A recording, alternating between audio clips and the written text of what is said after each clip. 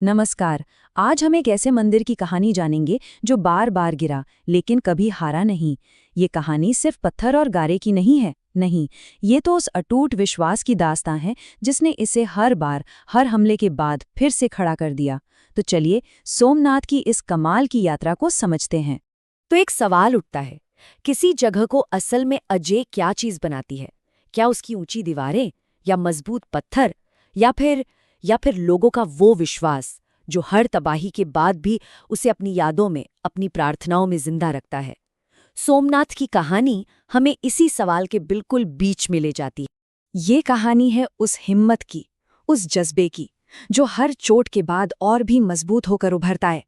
ये इतिहास के पन्नों पर लिखी कोई सूखी किताबी कहानी नहीं है, नहीं, ये तो समझिए पत्थरों पर लिखी एक जिंदा कविता है। तो चलिए कहानी शुरू करते हैं, चलते हैं समय में पीछे और इस मंदिर के सफर का पहला अध्याय देखते हैं।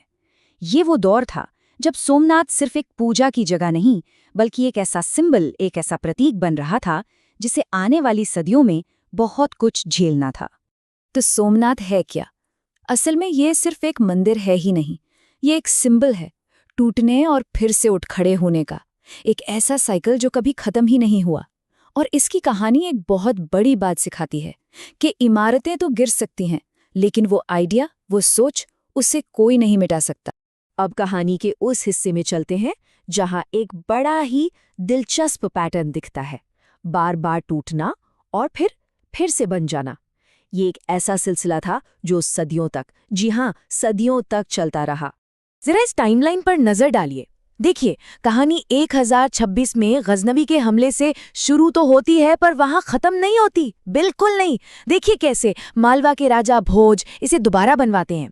फिर 12वीं सदी आती है, कुमारपाल आते हैं और वो तो पत्थर से एक और भी शानदार मंदिर खड़ा कर देते हैं। और ये सिलसिला चलता रहता है। 14वीं सदी में महिपाल प्रथम, 18वीं सदी में जय सिंह, लिस्ट लंबी है। मतलब हर बार जब इसे तोड़ा गया, कोई ना कोई इसे फिर से बनाने के लिए उठ खड़ा हुआ। और ये देखिए, 1169 ईस्वी का एक शिलालेख, ये क्या कहता है? ये बताता है कि कुमारपाल का मंदिर सिर्फ पत्थर का नहीं था, बल्कि रत्नों से जड़ा हुआ था। जरा सोचकर देखिए, क्या शान रही होगी, क्या भव्यता होगी उस वक्त। तो मतलब सबसे बड़ी बात क्या निकल कर आती है? यही कि हर तबाही के बाद एक बनाने वाला आया। और यही वो अटूट सिलसिला है जो हमें खींचकर सीधे मॉडर्न इंडिया तक ले आता है। और अब कहानी एक बहुत ही अहम मोड़ पर आती है। अब हम सदियों के उस टूटने बनने के साइकिल से बाहर निकल रहे हैं और बात कर रहे हैं उस आखिरी, उस मॉडर्न मंदिर की, जिसे आज हम सब जानते हैं। लेकिन एक मिनट, 1947 के बाद जो हुआ वो पहले जैसा बिल्कुल नहीं था। पहले जो भी हुआ वो एक तरह का रिएक्शन था, कुछ टूटा, उसे जोड़ा। पर इस बार ये एक संकल्प था, एक स्टेटमेंट। ये सिर्फ एक मंदिर को दोबारा बनाना नहीं था, नहीं, ये एक नए आज़ाद देश का, अपनी विरासत को लेकर गर्व का ऐलान था। और इस नए चैप्टर का सबसे बड़ा पल वो आया 12 नवंबर 1947 को, जब सरदार वल्लभ भाई पटेल ने जूनागढ़ की जमीन पर खड़े होकर इस मंदिर को फिर से बनाने का प्रण लिया।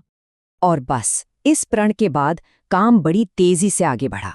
साल 1950, 8 मई को नए मंदिर की नींव रखी गई और ये सच में एक नए दौर की शुरुआत थी।